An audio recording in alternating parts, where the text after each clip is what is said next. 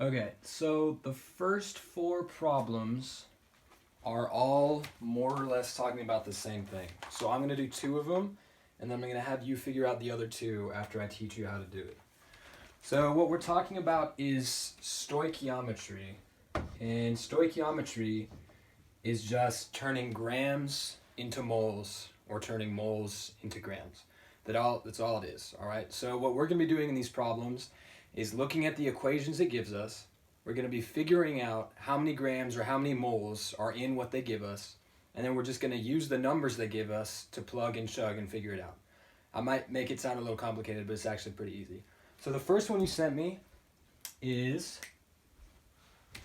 so let me grab this. All right, so it's 2CO plus 2NO, arrow sign, 2CO2 plus N2, and that's it. And then it gives us on the right this little triangle H, the change in heat is what that means, is equal to negative 747 kilojoules. All right, so the first step with all these problems is you start with what's given.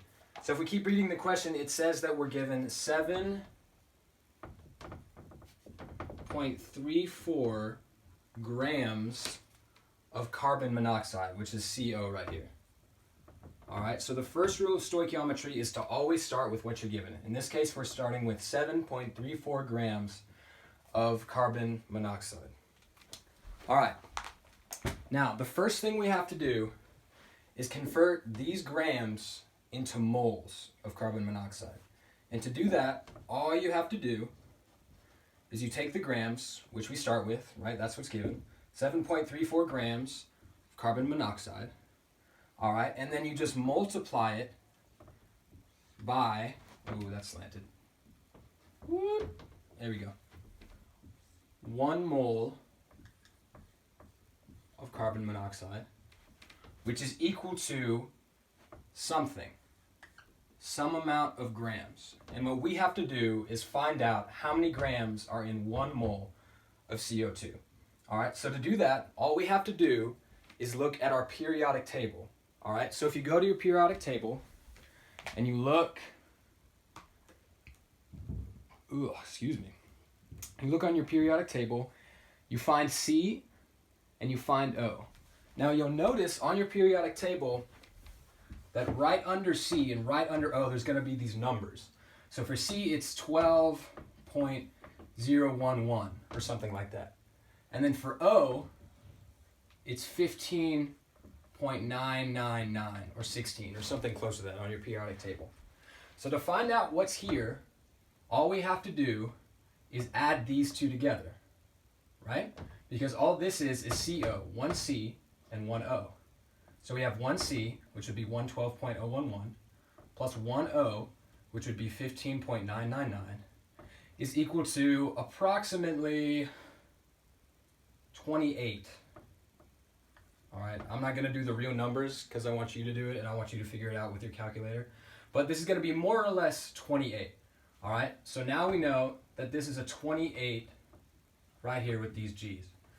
All right, so that's the first step. Now, if this was something like CO2, which it's not, but for example's sake, if this was something like CO2, what we would do is we would add 2 of the 15.99s, right? Since there's 2 oxygens, it has to be 2 times 15.999 plus the 12.01, which would make this something like 34, right? Or if it was C2O2,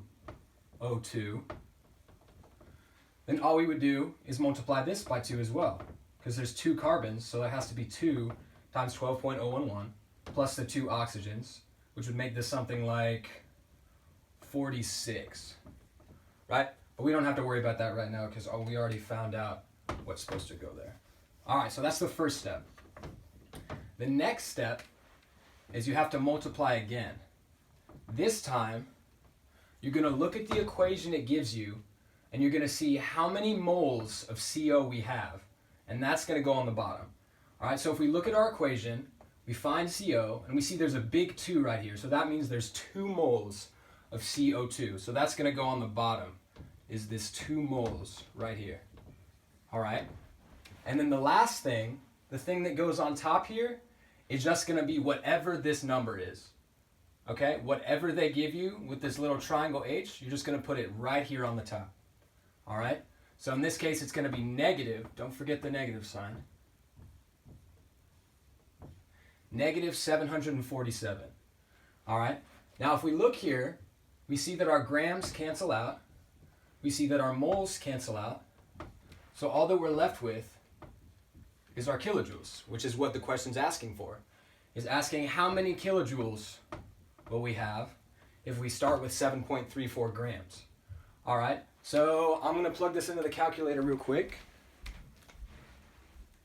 It would be 7.34 times 747 divided by